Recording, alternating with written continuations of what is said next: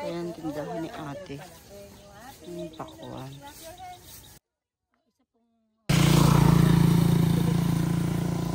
Ayan, good morning mga ka-adventure. Gabi umaga pa lang, buhulas na ako. Ayan, galing tayo doon sa tindahan ng pakwan ayun sa likod.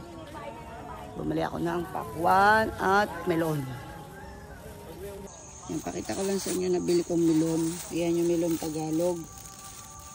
Kulang 2 kilo siya eh. 70 yung bili ko. 2 piraso. Ito, 150. Isang malaking pakwan. Yan mga ka-adventure. Diyan inani yung pakwan tsaka melon na binili ko. Dami na ng tinda. Okay. Tuloy tayo sa ating paglalakbay. Ayan. Good morning mga ka-adventure. Ayan na yung mga tao doon. Ayan ko, maani ba sila? Oh, maani sila. Dito pala maraming pakwan.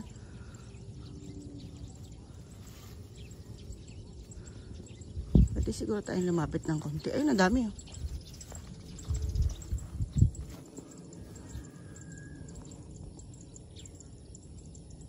Ayan, kita nyo ba?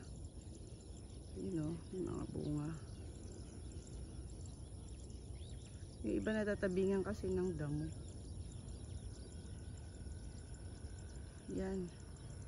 Ayun, may mga tao dun. Siguro nagtitingin sila ng pwedeng ano. Ayan yung iba oh. Kita nyo ba yung mga bunga? Oh, mga watermelon. Ayun dami. Yan, nandito tayo sa kalsada dito sa may barangay Sapang Bayan. Siyempre ito yung pinabalik-balikan kong lugar. Ito nyo, maraming dumadaan. Maraming nagja-jogging dito. Actually late na nga ako eh.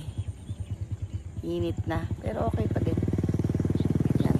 Ito natin yung mga dadaan. Tapos dito sa side na to. Yan. Last time na pumunta ako dito, maraming tubig yan. May mga tilapia. Ngayon, sobrang init kasi. So, mababa yung tubig. Tapos sa banda doon, kita nyo ba? Merong namamanti.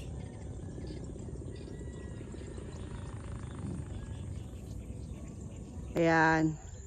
Kuya, o, namamanti siya.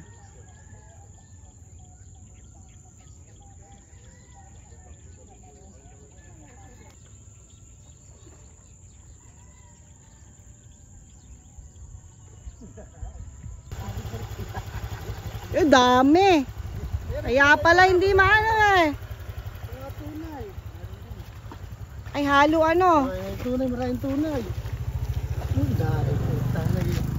Kaya pala hindi madalaw eh. Sarap niyan.